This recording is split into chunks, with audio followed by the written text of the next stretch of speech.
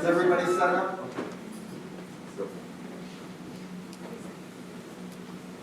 Morning, Mayor. Morning, everybody.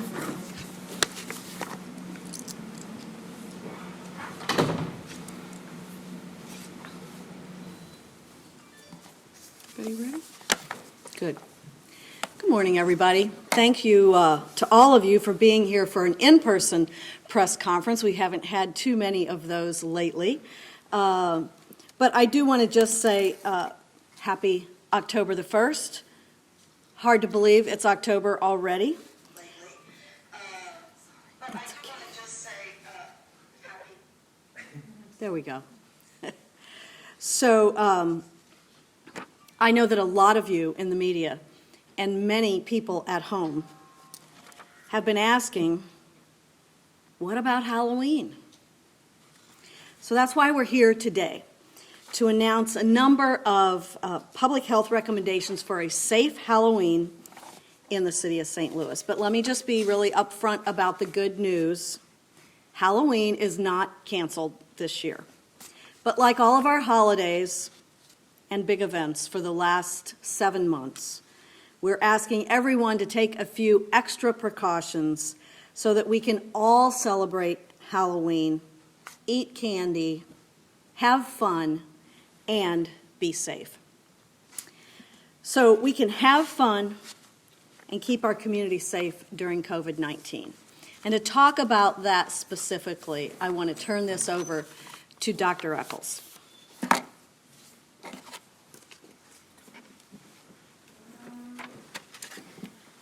Thank you, Mayor. Sure.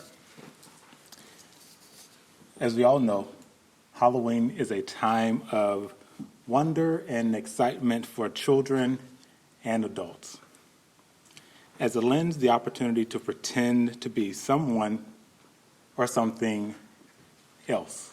So we're able to escape from the day-to-day pressures of life and really pretend to be something else for a brief period of time. And that something could be a character from a comic or TV movie, a professional sports player, or an important figure in their lives. This chance to enjoy and escape from the day-to-day activities may look different this year during COVID, and it should, because we have to be mindful that we're still in the middle of a pandemic. But it can still be possible with preventative measures.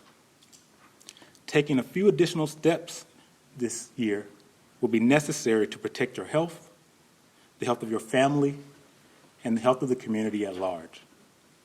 The physical distancing requirements as well as face covering requirements will all be applicable during this year's Halloween activities. It doesn't mean that that it will be a damper on your activity. You just have to do it a little differently. So we ask for parents, children, business owners, we ask for everyone to really do their part in making sure that we are able to engage in Halloween activities in a safe manner. One way that you can do that is by having a social distant trunk or treat, meaning that things are physically distanced, they're properly physically distanced. We have prepackaged goodies for kids or adults, because I like candy too, so I may stop by. And so individuals will not have to put their hands into individual baskets to grab individual pieces of candy. This helps prevent the spread of COVID-19. Just to remind you of how COVID-19 is spread.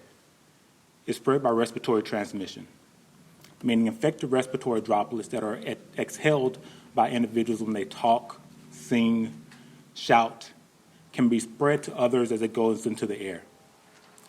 Infection occurs when the infected respiratory droplets are inhaled by individuals that are exposed. And again, the goal here is to make sure that we're preventing the spread of COVID-19 in our community. So it will be really important for everyone that participates in Halloween activities to adhere to the City of St. Louis requirements regarding face coverings, social distancing, hygiene, washing your hands regularly with soap and water, using hand sanitizer when soap and water are not available. And if you're ill, we ask that you not engage this year. Maybe have your family or your family member or friend go out and get candy for you. Or you can order on Amazon. All reasonable options. So this year, again, we are still in the middle of a pandemic. We understand that Halloween is important for all of us. The COVID-19 has been really stressful for us all, and so this can be a break to really take a breather from the stresses of the pandemic. But we have to do so safely. And so again, adhering to those preventative measures are critical to prevent the spread of COVID-19 in our community. So I'll say it again. Socially distancing yourself from others, especially those who are not in your household. Maintaining at least 6 feet distance. Washing your hands with soap and water, using hand sanitizer when soap and water are not available. Wearing a face covering when you're out in public, and especially in situations where you're not able to maintain 6 feet of distance between yourself and others. And stay home if you're ill. Have a happy Halloween, St. Louis. We can do it safely. Thank you. So, Doctor, could you highlight before we get to that?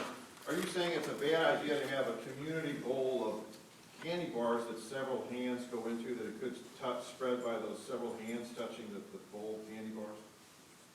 That is correct. So our goal here is to reduce the risk of transmission.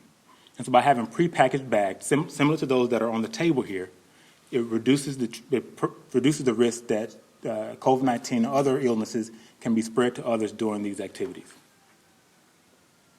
A lot of the recommendations that are being put out are basically based on the CDC recommendations. Like, do you have any concerns specific to St. Louis or just, specific block parties that might happen here in neighborhoods or anything that specifically concerns you about your area, about St. Louis and Halloween? Yeah, so we're not encouraging large social gatherings and events of that sort, and that'll be outlined in the guidance. But we have to focus on prevention. And so if individuals understand how to prevent COVID-19 from spreading, they can take the necessary measures and implement the necessary measures in an effective way during the Halloween time. A lot of times, you not only have the private businesses that put on these haunted houses, but you have nonprofit organizations that use them for fundraisers, et cetera. Is it even possible to do it safely this year at all, put on something like a haunted house?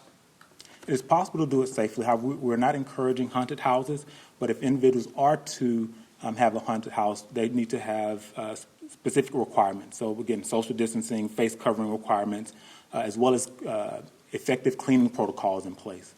And we will ask for individuals that are scheduling to have a haunted house, if you develop an operation plan, please send it to the City of St. Louis for us to review and provide feedback. That way we can make sure that the measures that will be implemented will do so in a way that's safe and responsible to protect the health of those that may participate. Would you recommend drive-throughs, kind of like we've seen with the birthday parades, sort of thing like that? Absolutely. So the goal is minimizing the risk of COVID-19 transmission. So even trunk or treats can be drive-by. You have prepackaged goodies, goodie bags. You can hand those out to the individuals as they pass through, minimizing the risk of exposure during the event. I know this is a silly question, but I've seen it on Facebook, people wondering if their costume mask works as a regular mask. So if you can explain that to the folks at home. That's great. So a costume mask can serve as a face covering. However, we also know that costume masks can become very hot if you're out and you're walking or running across through neighborhoods doing trick-or-treating. And so while the face covering or the mask is on, that can serve as a face covering. But if the costume mask is pulled off, there should be a surgical mask or some other face covering that they should be able to wear. Again, the goal is preventing transmission. Doctor, what's the conventional wisdom among health officials? Do you expect a bump in the numbers after Halloween? Because it seems like when my kids were out, they would always get sick with something after Halloween. Should we just expect that we're going to see COVID numbers go up after Halloween? So if the City of St. Louis residents and business owners, if they do it responsibly, we shouldn't see a bump. And so that's why we've taken the time to establish these critical guidelines to ensure that individuals can enjoy Halloween in a safe and responsible way without having subsequent repercussions. Any other questions, guys? Real quick, not Halloween related, but sports related, and all sports in the city. It looks like some schools earlier this week were talking about guess, after meetings with you moving forward to go ahead and get all sports in, I guess, is that kind of where these high schools are still at with permission from you? So we've established new guidelines for youth sports. And at this point, we've been looking at the data really closely.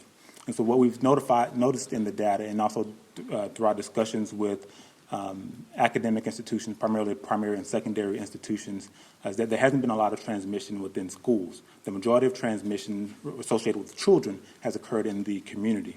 At this point in time, less than 8% of the total number of COVID-19 cases in the city of St. Louis are amongst those aged 19 or less. So that means that the city of St. Louis has done an amazing job protecting the health of youth. And this hasn't been an easy feat. You know, in March, we prohibited all youth sports. Over the summer months, we kept that in place, and we also had significant restrictions on camps and recreational activities. And so not until September did we really loosen or crack the door open on youth sports. And so we're still in the process of gradually reopening or gradually re-socializing youth sports. But there's still a lot to do. Right now, where we are is the guidelines will allow individuals or primary and secondary institutions who are able to conduct at least biweekly testing for staff and athletes. They can resume competitions against other schools. For those who are not able to do that, they will have to adhere to the previous requirements, meaning that limiting their practices to intra-squad play. But there's also restrictions on attendance. So we're allowing for each athlete to have 2 attendees attend a game or an event. But those individuals have to adhere to our social distancing and face covering requirements, and failure to do so may result in the exclusion of their child from athletic activities for the remainder of the season. We got time for 2 more. Can we ask some questions of the mayor? I don't know, Mayor, can I have questions? Of course. Mayor, I just have a 2-point question about crime and punishment. A while ago, you signed the bill to shut down the workhouse eventually, and crime has gone up since then. Who knows why, but do you have any misgivings about that decision, and do you have any way to reverse course if, as a practical matter, you need more jail space? Well, what the bill said, and it was passed, by the way, unanimously by the Board of Aldermen, is that we would seek to close the workhouse by the end of the year. And this afternoon, 1 o'clock, I believe, is the time, the Board of Aldermen Public Safety Committee is going to hear from Commissioner Glass, who is a consummate professional and an excellent person to run our corrections facilities. And I think what you've seen, if you've read his report, is that it's going to be very difficult to close MSI by December 31st until we're able to seek some additional beds somewhere else. I mean, if you wanted to, could you issue an executive order and say, I'm keeping that jail open, we need to keep criminals off the street? That's a legal question, I guess. I think we're going to close the MSI. When we close it, we'll do it in a safe manner. We won't close it until we can do it in a safe manner. Anything else, guys? Quick question about back to Halloween. In your neighborhood, on a typical Halloween, how many kids would come to your door, and what do you expect this year? I live on a corner, as most everybody knows by now.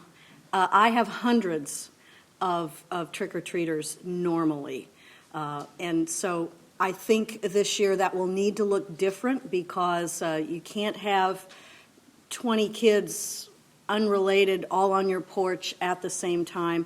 What I hope will happen is that parents will probably, many of them will find other ways for their kids to celebrate Halloween, maybe a drive-through, maybe some other sort of situation, and so likely there'll be fewer trick-or-treaters this year. Mayor, we haven't seen you in 5 months. Can you indulge one more question for me? Of course. By the way, we were here yesterday, Kevin. Yeah. All these jersey barriers, these concrete barriers downtown, Uh-huh. when are they going to come down? What's the criteria for saying, let's get back to normal?